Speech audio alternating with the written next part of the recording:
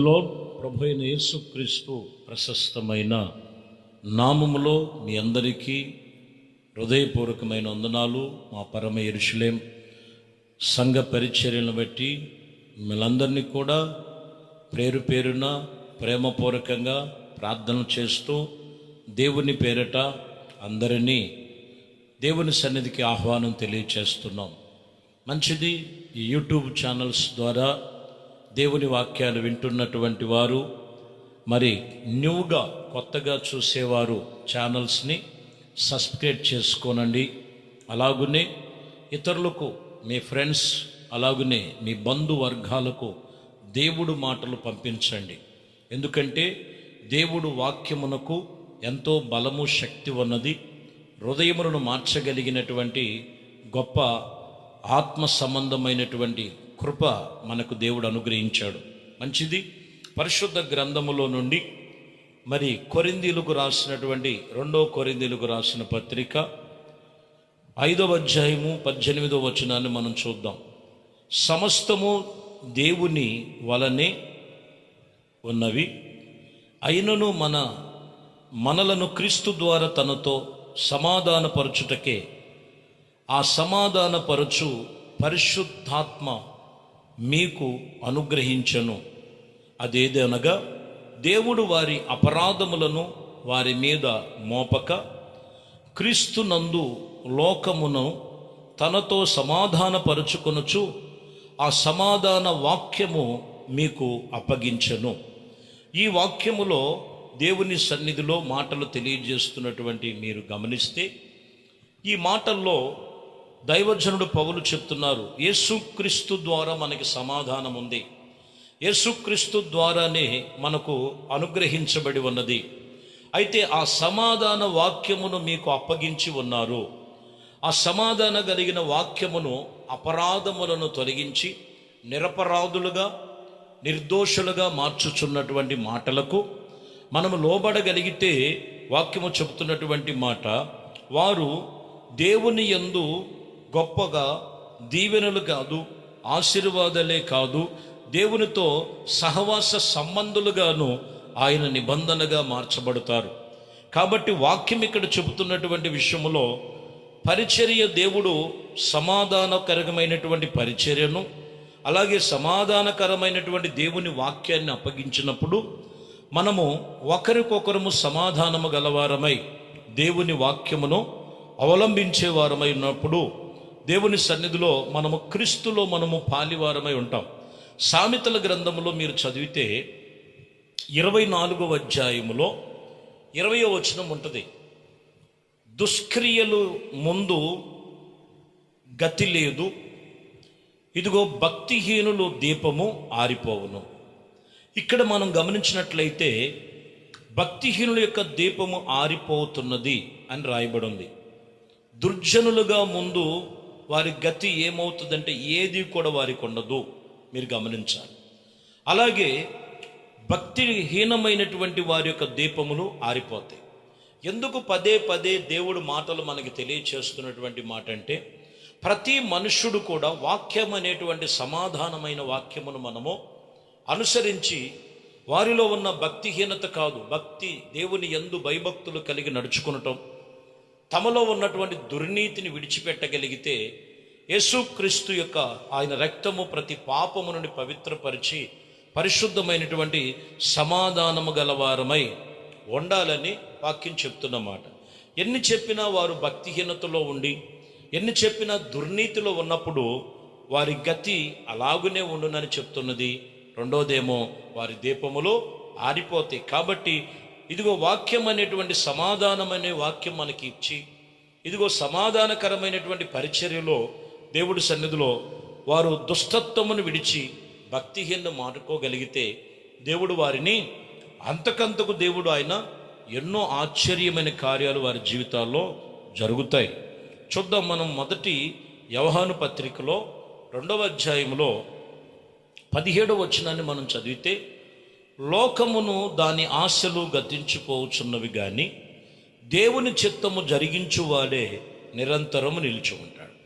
ఇక్కడ మీరు గమనిస్తే, సమాధానములో నిలిచి ఉండాలంటే దేవుడు వాక్యం చెప్తున్న మాట, లోకములో ఉన్నవి దుష్టత్వము కానీ లేకపోతే భక్తిహీనత కానీ కాదు, కానీ దేవుడు చిత్తం ఏదో జరిగించే అనుభవంలో మనం నేర్చుకోవాలి.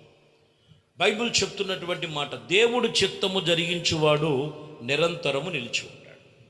నువ్వు నిరంతరము నిలిచి ఉండాలన్నా, దేవుడి ద్వారా పొందుకునే ఆశీర్వాదాలు పొందుకోవాలన్నా ముందు ఒక్కసారి జ్ఞాపకం చేసుకోండి. ఈ ప్రారంభ దినాల్లో నేను గత సంవత్సరం దేవుడి చిత్తానుసారంగా చేశానా, లేకపోతే నా ఆలోచన ప్రకారంగా చేశానా? ఇప్పుడు వాక్యముతో దేవుడు నాకు ఒక సమాధాన సంబంధమైనటువంటి ఆశీర్వాదాలు నాకు కావాలంటే మొదటిగా దేవుని చిత్తము జరిగించువాడు దేవునితో నిరంతరము నిలిచి ఉంటాడు. హల్లెలూయా. కాబట్టి దేవుడి సన్నిధిలో మనము ఒక్కసారి పరీక్షించుకోవాలి.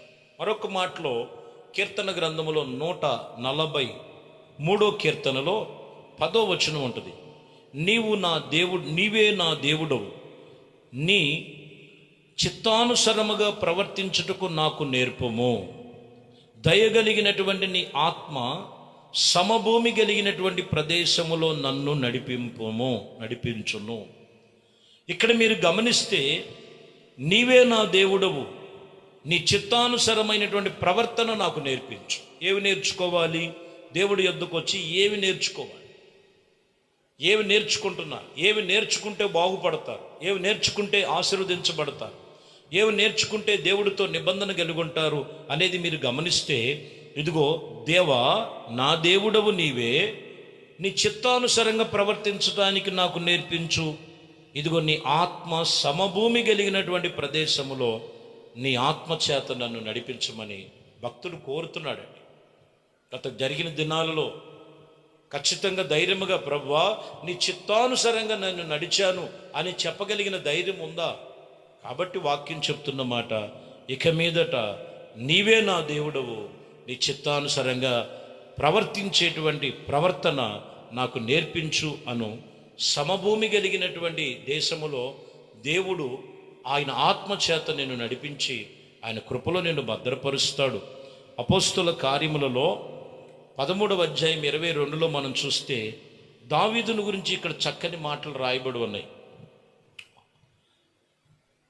తర్వాత అతనిని తొలగించి దావీదుని వారికి రాజుగా ఏర్పాటు చేసెను, మరియు ఆయనను ఇదిగో యెషయా కుమారుడైనటువంటి దావీదును కనుగొంటిని, అతడు నా ఇష్టానుసారుడైనటువంటి మనుషుడు.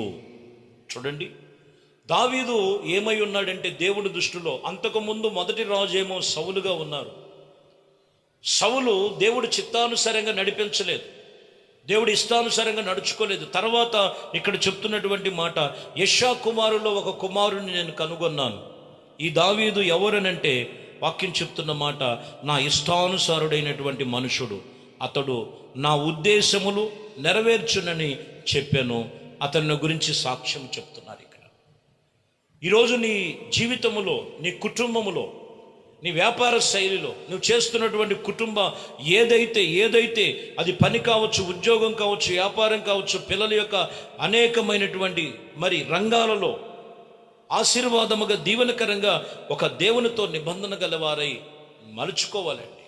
అది ఎవరికి ఇవ్వబడుతుందంటే, నా ఇష్టానుసారుడైన మనుషుని నేను కనుగొని ఉన్నాను. ఎవరికి వారు తనకిష్టం వచ్చినట్లుగా నడుస్తుంటారు, కానీ ఇక్కడ దేవుడు వారిలో కోరుకునేది, నా ఇష్టానుసారమైన మనుషులను నేను కనుగొన్నాను, ఆయన నా ఉద్దేశాలన్నీ నెరవేరుస్తాడు. దావీదును చూసి దేవుడే చెబుతున్నటువంటి మాట.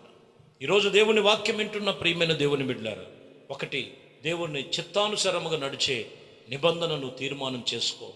దేవుని ఇష్టమేంటో వాక్యము చేత నువ్వు తెలుసుకొని ఆయనకి ఇష్టమైన రీతిగా నీవు చేయగలిగితే, నీకు ఇష్టమైనది కాదు, ఆయనకి ఇష్టమైన ఎన్నో గొప్ప కార్యాలు నీ జీవితంలో నెరవేరుస్తాడు ఆయన.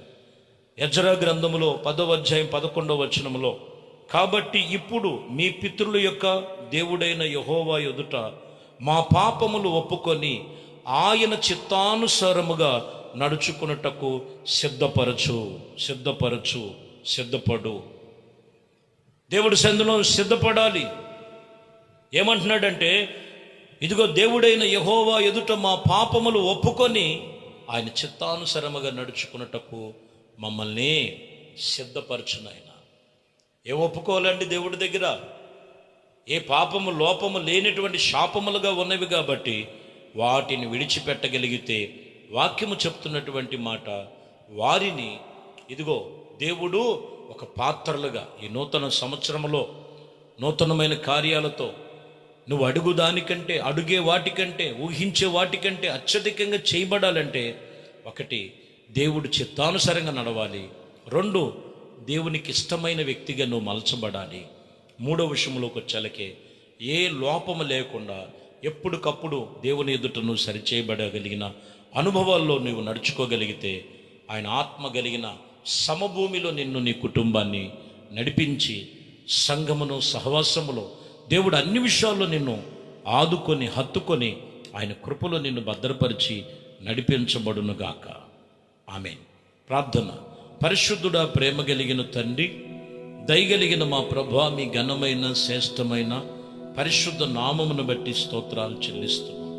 మీ కృపా దయా సంకల్పమును బట్టి ఇదిగో నాయన ఇప్పటి వరకు నా ప్రభువా మీ వాక్యం విన్న మీ బిడ్డలను మీ చిత్తమేదో తెలుసుకొనటానికి, మీ ఇష్టమేదో తెలుసుకొనటానికి, వాళ్ళలో ఉన్న లోపమేంటో తెలుసుకొని విడిచిపెట్టగలిగితే ఇదిగోనైనా ఈ సంవత్సరం అంతట్లో మీరు తోడయుండి, సంవత్సరం అంతట్లో కాదునైనా సదాకాలం మీ సన్నిధి తోడుగా ఉంచే దేవుడవు మీ ఆత్మచేత నింపి ఒక్కొక్కరిని అట్టి దిశగా నడిపించమని నజరేయుడనే యేసుక్రీస్తు నామములో ప్రార్థించి వేడుకొనుచున్నాము తండ్రి. ఆమేన్. ప్రభు మిమ్మల్ని దీవించి ఆశీర్వదించునుగాక.